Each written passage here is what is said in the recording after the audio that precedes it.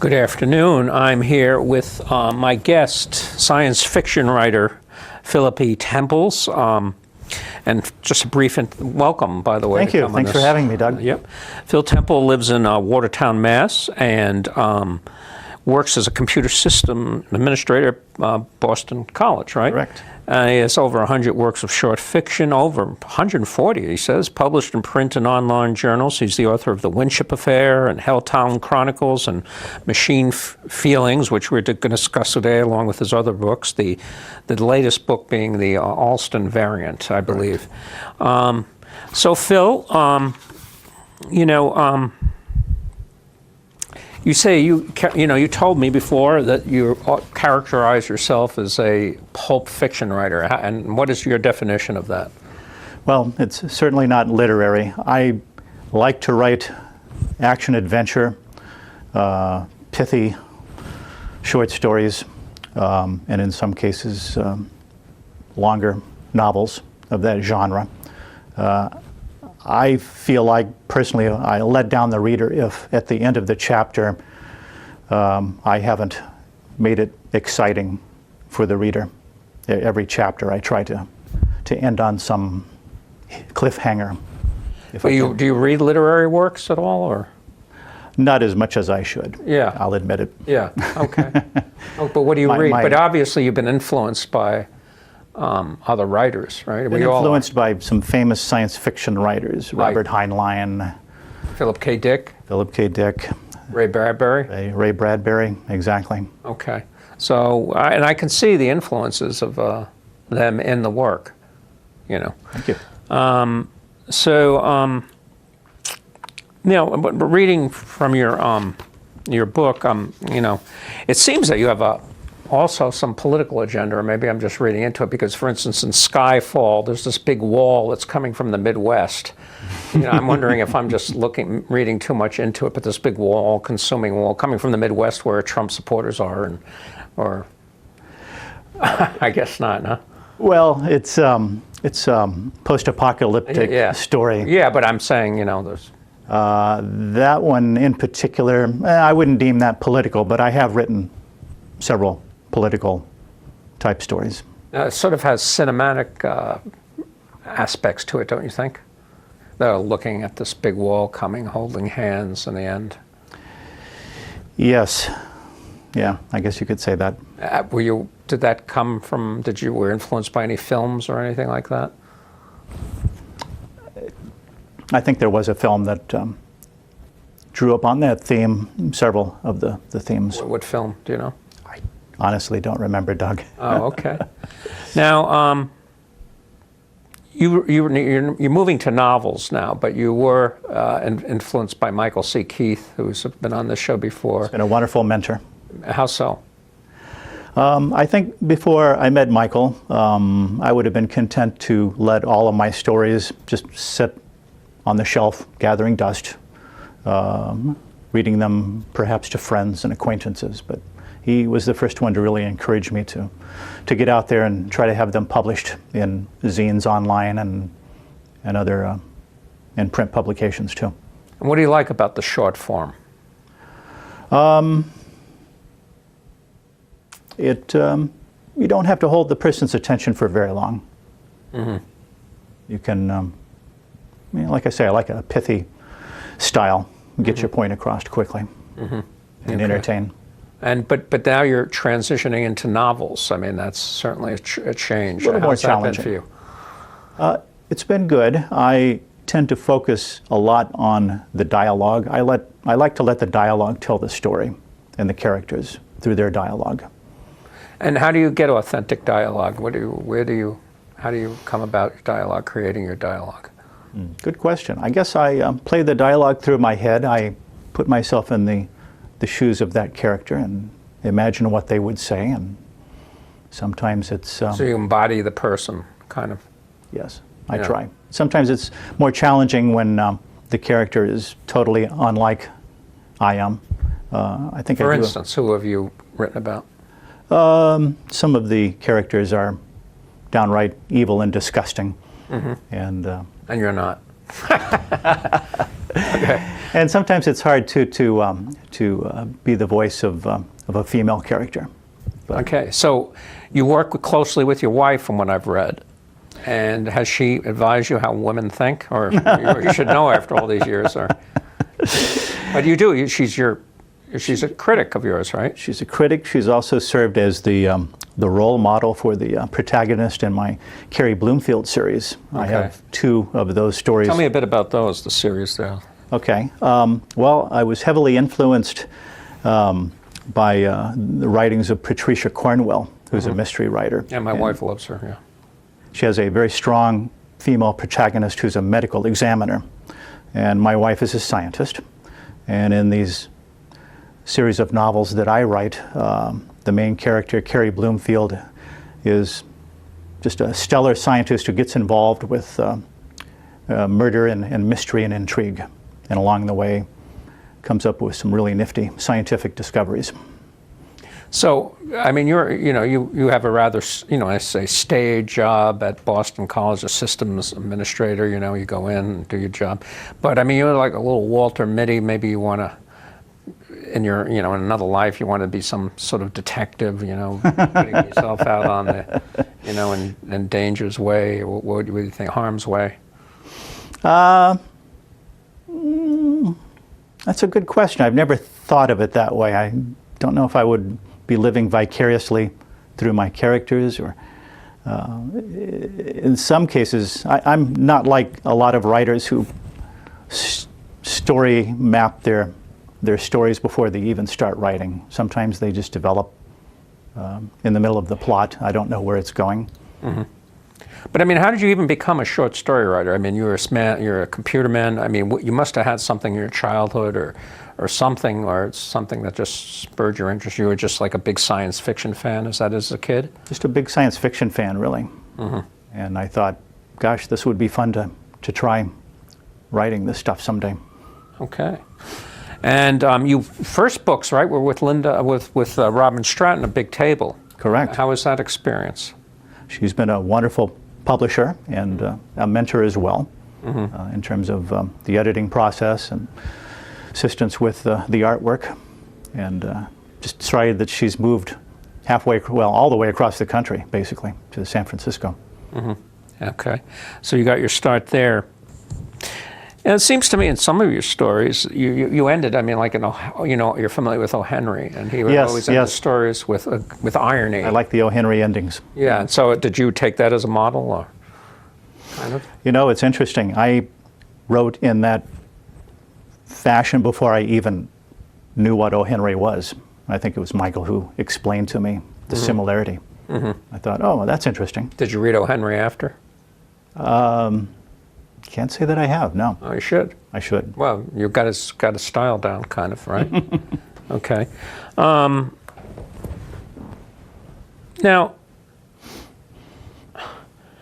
it seems that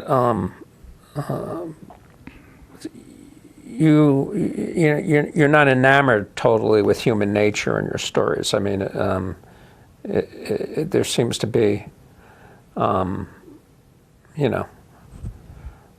a cynical eye to the human being. I mean, would I be wrong in saying that? No, you would not. Yeah. Could you talk a little bit about that? I mean, I mean, are you influenced by what's going on, or your own experience, or things like that? I'm influenced heavily, I think, by the media, by movies. Okay. I don't like what I see going on today in politics, so many of my stories. For instance, what's the story about that homeless guy, Bob? Yes. In fact, I wanted to read excerpts of that story with you today. Oh, yeah. And he sort of became a Trump-like figure, didn't he? The emperor? Yes. Yes. So that have you, actually, the guy, Bob, he was feeding off the trash dumps behind stores on Newbury Street, right? Actually, there was an article years ago in the Boston Globe about how these guys lived pretty well and then had to take winter vacations in Florida from the junk that was just thrown out there. Did you? Don't tell me that, because I give dollar bills to people on the street. Yeah, these guys would, people. It's amazing what people throw away. That. So, so you have experience with these guys, and they became like a subject for you imagine what would happen? I think it probably popped into my head one day from perhaps helping out a homeless person. Yeah. Okay. Anyone in particular, or just generally?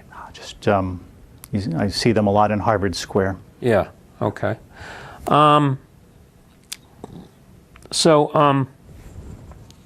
Let's see. I actually have 3 stories dealing with homeless people.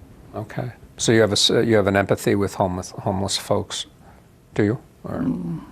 I like to think so. Yeah. Now you have a newer book out called the Allston Variant. Why Allston? Is that Allston, Mass? This in the city of Boston? Correct. May I show the cover? Yeah. Rather proud of the artwork. Yeah. It's probably hard to see though. It's very dark. But yes, I started. I guess the concept for this novel came up 3-4 years ago when there was still a big hole in the ground in Allston, and it wasn't clear to me what was being built there. So I envisioned it to be a big biotechnology center. Well, of course, it's Harvard's engineering school that's going in there, but among other things, right? Among other things, but in my novel, it's something else. It's the home of a large biotech corporation, an evil biotech corporation. Okay.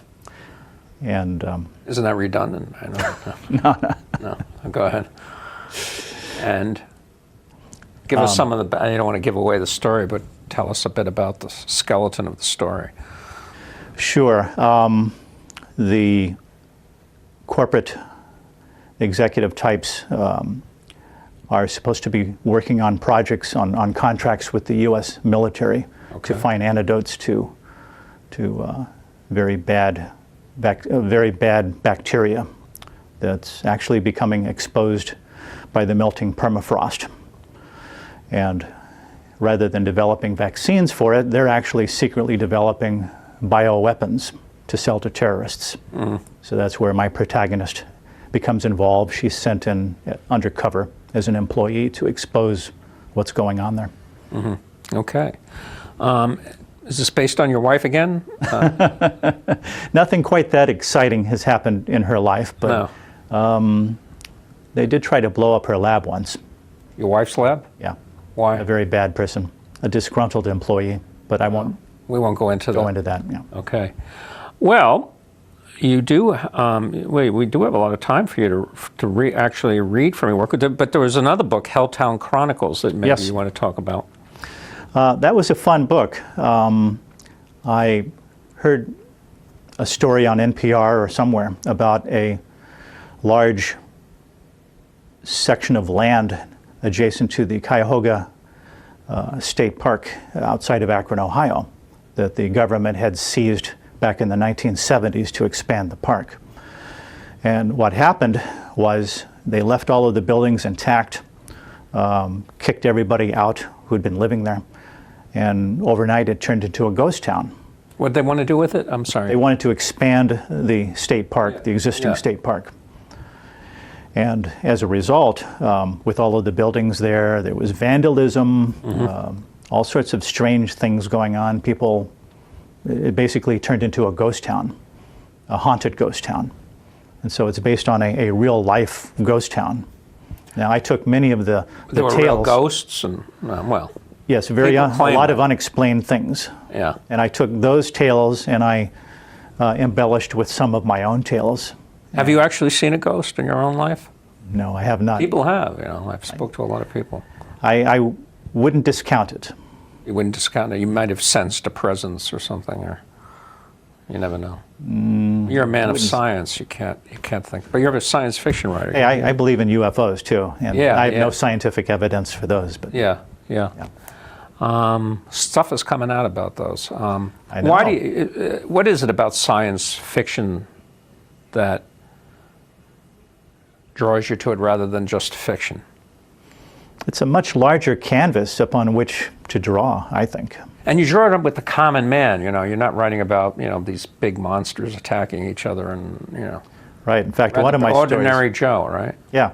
One of my stories, if you can envision the farmer husband and wife, out there with the pitchfork in the fields, one deals with a commonplace UFO sightings that they encounter. Okay. And maybe I'll have some time to read from that. It's very short. much like the Twilight Zone in some ways. They're just ordinary folks in unusual circumstance, which we can identify with, these people. Yeah. I was going to, and one more. Any other book that you want to discuss? I know you have a whole number of books out. I wrote a short novella. Okay. That is entitled "Albey Damned," A-L-B-E-Y, Damned, which is the name of. Albia was the name of a traveling circus in the 1930s. Okay. And you really don't realize it until you get most of the way through the story that it's science fiction. Okay. It's about, yeah, some of them aren't, straight science fiction, so to speak. Sometimes at the end you realize it's a bit science fiction. But I mean, about that's Bob. my O. Henry type. Yeah, not one of those stories. Okay, so you've got about 14 minutes to read from a number of stories that you want. Okay. All right. And you have a website too, don't you? I do. It's my last name, Temples, Temples.com. Temples.com. Yeah, that's my writing website. That's your writing website. Okay. All right. Well, read. Okay. And if you want to interrupt me for any more questions, feel free. Sure. Let's start with, since we talked about Bob, The House of Bob. Who's based, Bob is sort of a Trump stand-in, right? Except Trump didn't go from rags to riches. He went from silver spoon to whatever. Yeah. I met Bob many years ago. He was cowering near a stoop off a narrow alleyway in Boston's Back Bay. His clothes were rags. His expression communicated both fear and loathing. He wasn't even begging me for money. He seemed too pathetic to establish that basic human connection most street people can muster when looking for a handout. I don't know what possessed me to give a damn. Rather than walking by him or crossing the street, I stopped. Perhaps I saw a little bit of myself in him. There, but for the grace of God, go I. I was the epitome of success, the director of a large marketing firm, and master of bullshit, pulling in a six-figure salary, possessing a vacation home on the Cape, a timeshare in the Bahamas, a BMW, etc., etc. What was a couple of dollars to me? For him, it might be the difference between going hungry or getting some life-sustaining nourishment. I pulled from my pocket the smallest denomination I had on me, a $20 bill. But when I reached down to stuff it in his cup, I found it half filled with coffee. Instead, I straightened up and held out my hand with the 20 in it.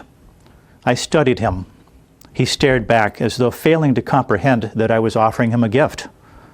Had the man been clean-shaven and wearing proper clothes, he would have been considered handsome.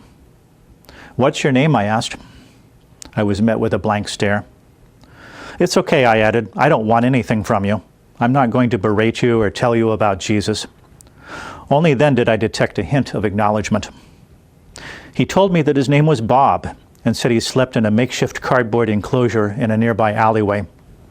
A lot of his food came from a dumpster behind an upscale restaurant off Newberry Street. We chatted for a few more minutes. I offered him some advice. Folks would rather deposit their money in a clean cup or container instead of handing it over to you.